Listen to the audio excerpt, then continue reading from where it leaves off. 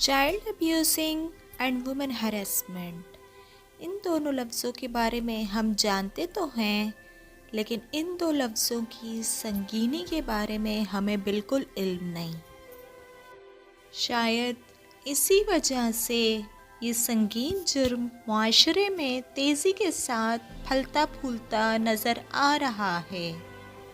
हमारी आज की कहानी इसी टॉपिक से रिलेटेड है। ये कहानी एक प्यारी सी लड़की काजल की है जो चाइल्ड अब्यूजिंग का शिकार होती रही और बिलाखिर वही हुआ जिसका डर था। ये तकरीबन आज से 5 साल पहले की बात है। सुबह का वक्त था। घड़ी पर तकरीबन 8 बज रहे थे। ऐसे में काजल की मामा उसके रूम की तरफ जाती है क्योंकि काजल के स्कूल जाने का टाइम हो चुका था। मगर रूम में जाते ही वो एक दर्दनाक नज़ारा अपनी आंखों से देखती है। उसकी इकलौती बेटी की लाश पंखे के साथ लटकी हुई थी। अब काजल के साथ ऐसा भी क्या हो गया कि उसने अपनी जान ही ले ली। इसके लिए हमें स्टोरी की तरफ चलना होगा। काजल एक बहुत ही ज़हीन और मेहनती स्टूडेंट थी। वो अपने स्कूल में 9 क्लास की स्टूडेंट थी। उसके टीचर्स भी उसकी तारीफ़ किया करते थे। स्कूल में वो हर एक्टिविटीज़ में आगे आगे रहा करती थी। मामा बाबा की भी इकलौती और लाडली बेटी थी। उसकी ज़िंदगी में सब कुछ अच्छा चल रहा था कि एक दिन उसके स्कूल में उसके न्यू मैथ्स टीचर आते हैं। न्यू मैथ्स टीचर को देखकर सभी बच्चों समेत काजल भी बहुत ज़्यादा एक्साइटेड हो जाती है। लेकिन ये एक्साइटमेंट कुछ ही दिनों की थी। एक दिन काजल होमवर्क नहीं कर पाई तो उसके टीचर ने उसे छुट्टी के बाद अपना होमवर्क कंप्लीट करने को कहा। बेचारी काजल डर गई। उसने ऐसा ही किया। लेकिन जब सारे स्टूडेंट्स और स्टाफ मेंबर्स स्कूल से चले गए तो उस टीचर ने फिर मौका देखते ही काजल को अपनी हवस का निशाना बनाया। ये सदमा काजल के लिए बहुत अचानक था।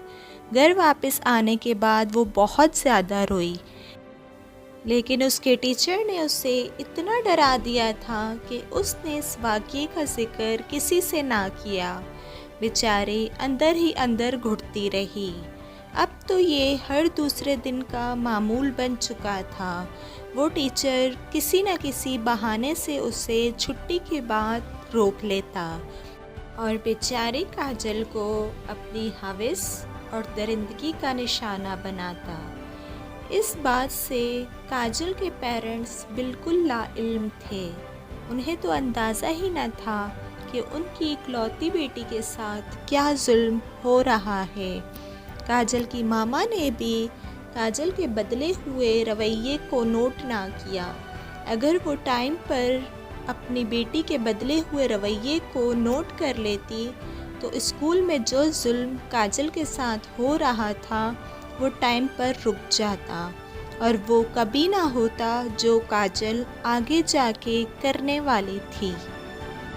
एक बार तो उस मासूम काजल ने अपनी मामा को बताने की भी कोशिश की, लेकिन डर के मारे कुछ ना बता सकी और हालात से लड़ते लड़ते जब बेचारी काजल थक के चूर हो गई तो उसने फिर अपने ही हाथों से अपनी जान ले ली। इसलिए मैं आप सब से अपील करती हूँ कि खुदारा अपने बच्चों का ध्यान रखिए, उनकी एक्टिविटीज़ पर नज़र रखिए, उनके रवैये पर नज़र रखिए, ताकि कोई भी बच्चा मसाइल का शिकार होकर कभी भी अपनी जान लेने के बारे में ना सोचे, जैसा कि काजल ने अपने साथ किया। मुआशरे में दरिंदों की और भेड़ियों की कोई कमी नहीं है, लिहाजा अपने बच्चों का ख्याल खुद रखिए। ताकि फिर किसी काजल को अपनी जान ना गंवानी पड़े। हो सके तो अपने बच्चों के साथ दोस्ती कीजिए, उनके साथ पेरेंट्स बनकर नहीं बल्कि दोस्त बनकर बात कीजिए, ताकि वो आपको अपने हर प्रॉब्लम्स के बारे में खुल के बता सकें।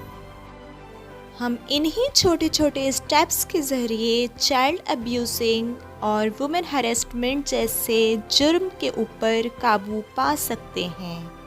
Thanks for watching my video. Please like and subscribe my YouTube channel and click the bell icon. Allah Hafiz.